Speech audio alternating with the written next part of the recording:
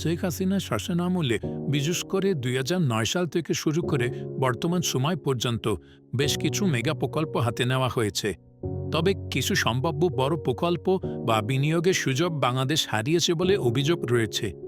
এখানে কিছু আলোচিত সমালোচিত প্রকল্প বা সম্ভাবনা তুলে ধরা হলো যা বিভিন্ন কারণে বাস্তবায়িত হয়নি বা বাংলাদেশ থেকে অন্য দেশে চলে গেছে।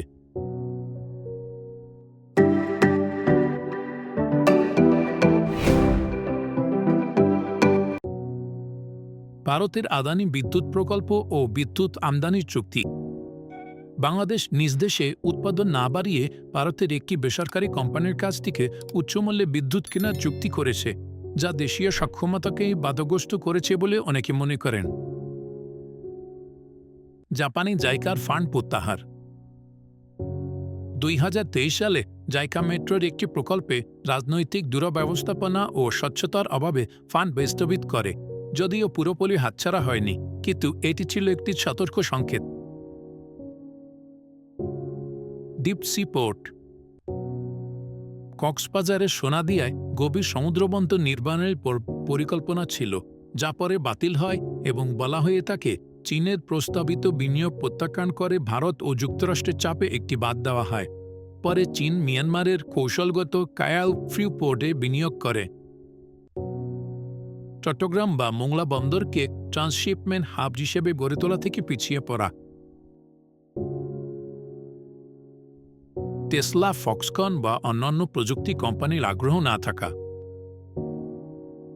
প্রতিবেশী দেশ ভারতে যখন অ্যাপেল, টেসলা ও অন্যান্য প্রযুক্তি কোম্পানি বিনিয়োগ করছে, বাংলাদেশ প্রযুক্তি ও উৎপাদন খাতে এমন বিনিয়োগ আকর্ষণ করতে পারেনি, যার একটি বড় কারণ হল দীর্ঘমেয়াদী রাজনৈতিক অস্থিরতা ও নীতিগত অনিশ্চয়তা। এয়ারপোর্ট হাবের সম্ভাবনা হাতছাড়া।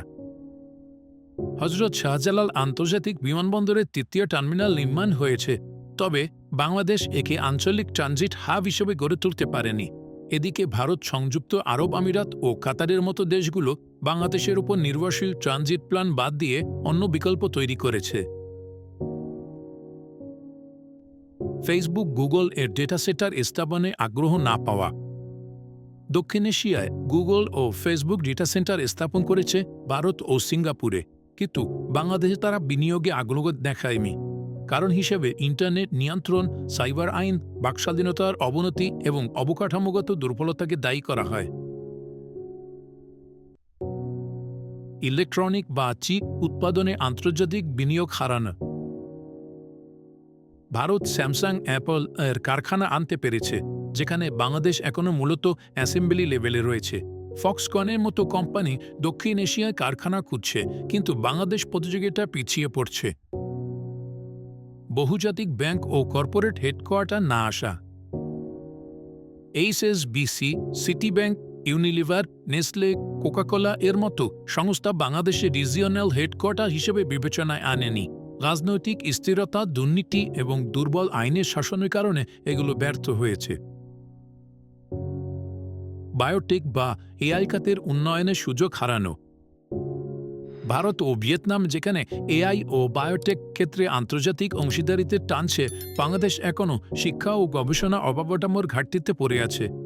এসব হারানোর মূল কারণ হিসেবে কিছু বিষয়গুলোকে দায়ী করা হয়, যেমন গণতন্ত্রহীনতা ও মানবাধিকার লঙ্ঘনের অভিযোগ, নীতির ধারাবাহিকতা না থাকা, অবকাঠামোগত সীমাবদ্ধতা, বাণিজ্য ও বিনিয়োগবান্ধব পরিবেশের অভাব।